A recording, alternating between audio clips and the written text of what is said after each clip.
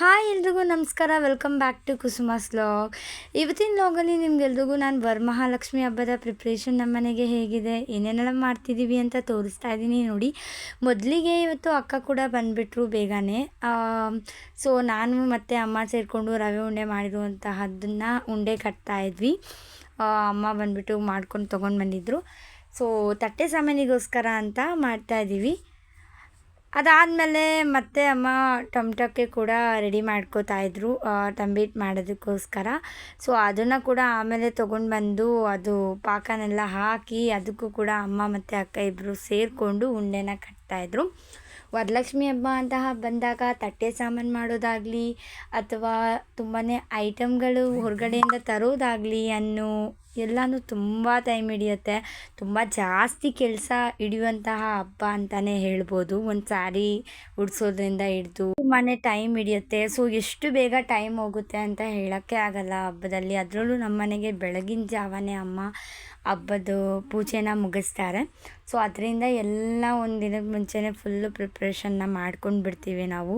Preparation ಅಂತ ಬಂದಾಗ ಮೊದಲು ಶುರುವಾಗದೆ ತಟ್ಟೆ ಸಾಮಾನ ರೆಡಿ ಮಾಡೋದ್ರಿಂದ. ಸೊ ಅದಕ್ಕೋಸ್ಕರ ಇವಾಗ ಟೊಮ್ಟೊಗೂ ಕೂಡ ರೆಡಿ ಮಾಡ್ಕೋತಾ ಇದ್ದಾರೆ.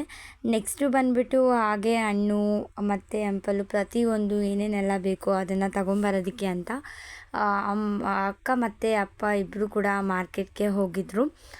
ಇದನ್ನು ಮುಗಿಸಿ ಅಕ್ಕ ಅಲ್ಲಿಗೆ ಹೋದರು. ಸೊ ಅದನ್ನು ಕೂಡ ತೊಗೊಂಡು ಬರೋಕ್ಕೆ ಎಲ್ಲ ಬೇಕಲ್ವಾ ಸಾಮಗ್ರಿಗಳು.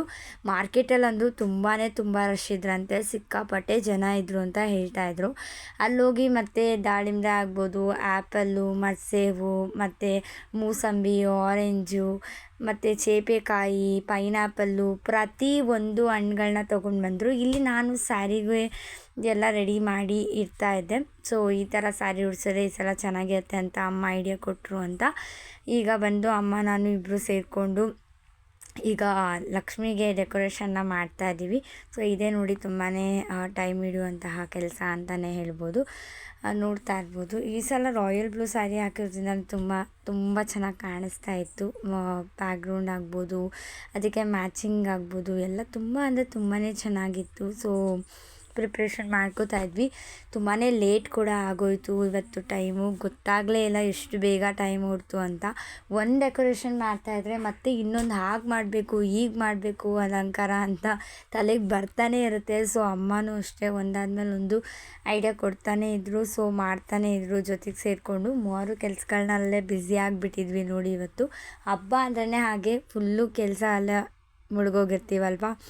ಸೊ ನೋಡಿ, ಅದಕ್ಕೆ ನಮಗೆ ದಿನ ಕಳೆದಿದ್ದೇ ಗೊತ್ತಾಗಲಿಲ್ಲ ಇವತ್ತು. ಅದಾದಮೇಲೆ ದೀಪಗಳಿಗೂ ಕೂಡ ಲಕ್ಷ್ಮಿಗಳನ್ನ ಮಾಡೋಣ ಅಂತ ಪ್ಲ್ಯಾನ್ ಮಾಡಿದ್ವಿ. ಆಲ್ಮೋಸ್ಟ್ ಮಾಡ್ತೀವಿ, ಹೋದ ವರ್ಷ ಮಾಡಿರಲಿಲ್ಲ. ಸೊ ಈ ಸಲ 3 ಲಕ್ಷ್ಮಿ ಇರಲಿ ಅಂತ ಹೇಳಿಬಿಟ್ಟು ದೀಪಗಳು ಲಕ್ಷ್ಮಿಗೋಸ್ಕರ ಸೀರೆ ಹೊಡ್ಸೋದಕ್ಕೆ ರೆಡಿ ಮಾಡ್ಕೋತಾ ಇದ್ದೆ ನಾನು. ಅದನ್ನು ಹಾಕಿ ನೋಡೋಣ ಚೆನ್ನಾಗಿ ಕಾಣುತ್ತೆ ಅಂತ. ಸೊ ಮೊದಲಿಗೆ ಅದಕ್ಕೆ ನೆರಿಗೆ ಎಲ್ಲ ತೆಗೆದು ರೆಡಿ ಮಾಡಿ ಇಟ್ಕೋತಾ ಇದ್ದೆ. ಸುಮಾರು 7 ಗಂಟೆ ಮೇಲೇ ಆಗೋಗಿತ್ತು ಅನಿಸುತ್ತೆ ನಾನು ಇದನ್ನು ರೆಡಿ ಮಾಡೋವಾಗ. ಇನ್ನು ಅಮ್ಮ ಬಂದು ಹೂವುಗಳನ್ನೆಲ್ಲ ತೊಗೊಂಡು ಬಂದಿದ್ರಲ್ವ. ಸೊ ಹೂವುಗಳನ್ನೆಲ್ಲ ಕಟ್ತಾಯಿದ್ರು. ಸೊ ಅದು ಹಾಕಿದ್ರೆ ಚೆನ್ನಾಗಿ ಕಾಣುತ್ತಲ್ವ. ಹೂವು ಅಂದಿಂದನೇ ಶುರುವಾಗೋದು ಹಬ್ಬ ಅಂದರೆ. ಹಣ್ಣು ಹಂಪಲು ಹೂವು ತಟ್ಟೆ ಸಾಮಾನು ಈ ಒಂದು ಇದರಿಂದನೇ ಹಬ್ಬ ಶುರುವಾಗೋದು. ಸೊ ಅದಕ್ಕೋಸ್ಕರ ಇನ್ನು ದೀಪಗಳಿಗೆ ನಾನು ಬಂದು ಎಲ್ಲ ಯಾವ ರೀತಿ ಹಾಕಿದ್ರೆ ಚೆನ್ನಾಗಿರುತ್ತೆ ಅಂತ ಪ್ರಿಪೇರ್ ಮಾಡ್ಕೋತಾ ಇದ್ದೆ. ಅಕ್ಕ ಬಂದು ಕೆಳಗಡೆ ಮನೆಗೆ ಹೋಗಿ ರಂಗೋಲಿ ಹಾಕೋದು ಪ್ರತಿಯೊಂದೂ ಮಾಡ್ತಾಯಿದ್ರು, ಅರ್ಶಿನ ಕುಂಕುಮ ಇಕ್ಕೋದ್ರಿಂದ ಹಿಡ್ದು. ಸೊ ನಾನು ಇಲ್ಲಿ ರೆಡಿ ಮಾಡ್ಕೋತಾ ಇದ್ದೆ, ಅಮ್ಮ ಅದ್ರಲ್ಲಿ ಮುಳುಗೋಗಿದ್ರು. ಸೊ ಮೂರು ಕಡೆ ಬ್ಯುಸಿ ಇದ್ವಿ. ಅದಾದಮೇಲೆ ಮುಂದೆ ತಟ್ಟೆ ಸಾಮಾನೆಲ್ಲ ಇಡೋದಕ್ಕೋಸ್ಕರ ವ್ಯವಸ್ಥೆ ಮಾಡಬೇಕಲ್ಲ. ಸೊ ಅದಕ್ಕೋಸ್ಕರ ಅಕ್ಕ ಅದಕ್ಕೆ ಬೆಡ್ಶೀಟೆಲ್ಲ ಇಡ್ತಾಯಿದ್ರು. ಸೊ ಅದರಲ್ಲಿ ಅವರು ಮುಳುಗೋಗಿದ್ರು. ಸೊ ನೋಡ್ತಾ ಇರಿ, ತುಂಬಾ ಈಸಿಯಾಗಿ ಸ್ಯಾರಿನ ಕೂಡ ಈ ಸಲ ಉಡಿಸ್ಬಿಟ್ವಿ. ಇನ್ನು ದೀಪಕ್ಕೆ ಅಂತ ಬಂದರೆ ನೋಡಿದ್ರಲ್ಲ, ಈ ಥರ ರೆಡಿ ಮಾಡಿದ್ದೆ ನಾನು. ಈ ವಿಡಿಯೋ ಇಷ್ಟ ಆಗಿದ್ರೆ ಲೈಕ್ ಮಾಡಿ, ಶೇರ್ ಮಾಡಿ, ಸಬ್ಸ್ಕ್ರೈಬ್ ಮಾಡಿ.